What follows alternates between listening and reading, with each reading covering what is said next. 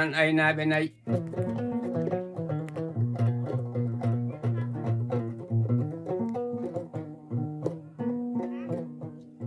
Salamu aleykum fulɓe aynaaɓe nayi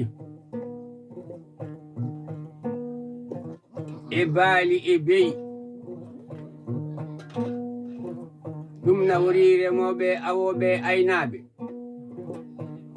hande komin Samba Demba Diaji ari salminde ɗo pulagu fof no fotiri hay goto mi woppani. hande ko aljuma mubarak dendagal pulagu fof, funnague hirnague rewo e worgo, ulnaɓe ñaninkoɓe, ɓundunkoɓe e jolof naaɓe e waalo barak naaɓe e ferlankoɓe e mbalɓe hay goto mi woppani pulagu fof no fotiri. koɗete noon ko fantan ɗo ilele ja isadiga sangre boɗel makaɓe hammadi muɗum bambaɗo makko wiyete ko Manta Ɗafara. ina tiiɗi ganduɗo bambaɗo ilelal ja isadiga sangre boɗel makama so wona min Samba Demba Diaji. bambaɗo makko wiyete ko Manta Ɗafara.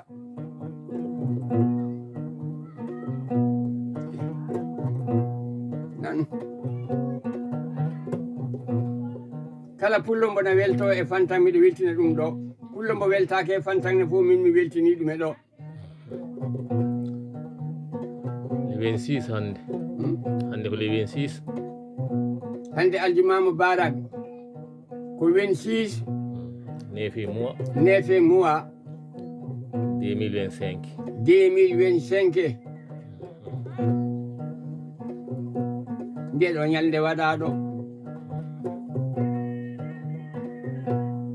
Jalla ya wurko heewi gurdam mana wodi nafoore pullo waɗe muñañage roka jaƴi holla jeydu felle nanga curki ko pullo jakankani jaka luggel joɗoli Samba Buuɓe ñalade ne kay ko pullo.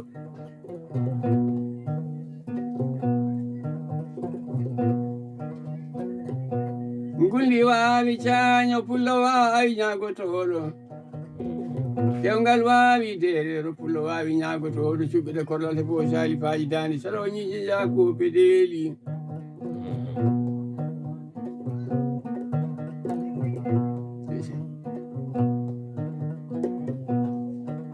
miɗo wiyeten ɗo fulɓe ɓe fof no potiri.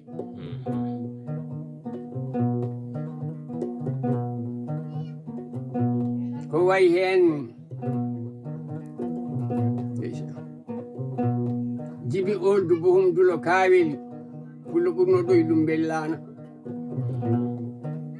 ko wayi hen Aliou Dembourou Lella salnadaji ɓurno ɗo e Barkewi.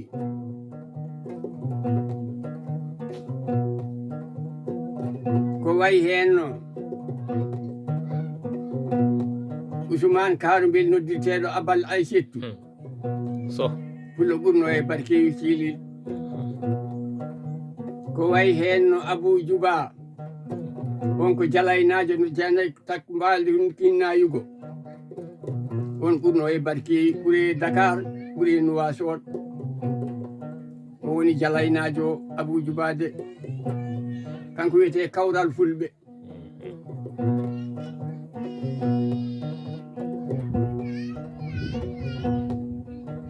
wayni Samburu Samba Dalla en, Hammadi Ñaaka en, Adama Ñaawel en, Barkewi naaɓe fof tan miɗo weltin ɗumen hen.